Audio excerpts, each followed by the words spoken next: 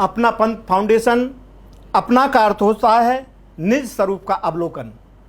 हम अवलोकन कर रहे हैं कबीर साहब का, हम अवलोकन कर रहे हैं रविदास जी का, हम अवलोकन कर रहे हैं गुरु नानक देव जी का, हम अवलोकन कर रहे हैं मोहम्मद साहब का, हम अवलोकन कर रहे हैं ईसा मसीह जी का, जीसस जी का, हम अवलोकन कर रहे हैं भगवान बुद्ध का, हम अवलोकन कर रहे हैं महावीर स्वामी जी का, हम अवलोकन कर रहे हैं हमारे आदि पुरुष कृष्ण जी का, और हम अवलोकन कर रहे हैं हमारे आदि पुरुष श्री भगवान राम का।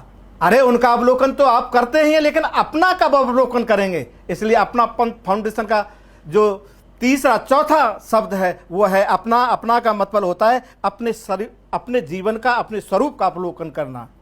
और पंथ निज आत्मा का सत्य मार्ग।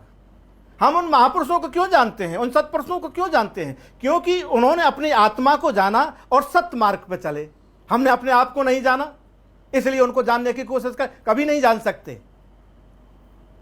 इसलिए पंथ का अर्थ है यहां पर निज आत्मा का सत्य मार्ग।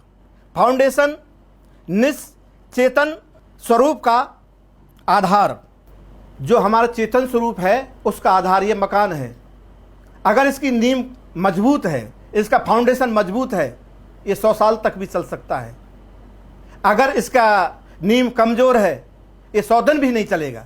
इसलिए मनुष्य का जीवन का आधार वो इतना निम्न हो गया है कि उसको जीवन की नहीं मालूम है जीवन क्या है। इसके हमारे आदि पुरुष भगवान श्री कृष्ण ने गीता में स्पष्ट भी कहा है, लेकिन हम समझ नहीं रहे हैं।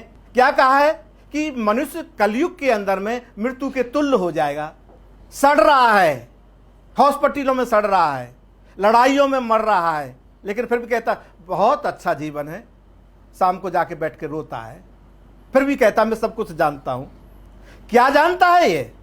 घर के अंदर में बाप बेटे की बात नहीं मानता, बेटा बाप की बात नहीं मानता, पत्नी पति की बात नहीं मानती, पत्नी की बात को पति नहीं मानता, मां की बात बेटी नहीं मानती, बेटी की बात को मां नहीं मानती। अरे कितना गिर गया तू, क्या हो गया तेरे अंदर? हम अपने आदि पुरुषों के जीवन को भूल गए। ये गिरावट तब आई है।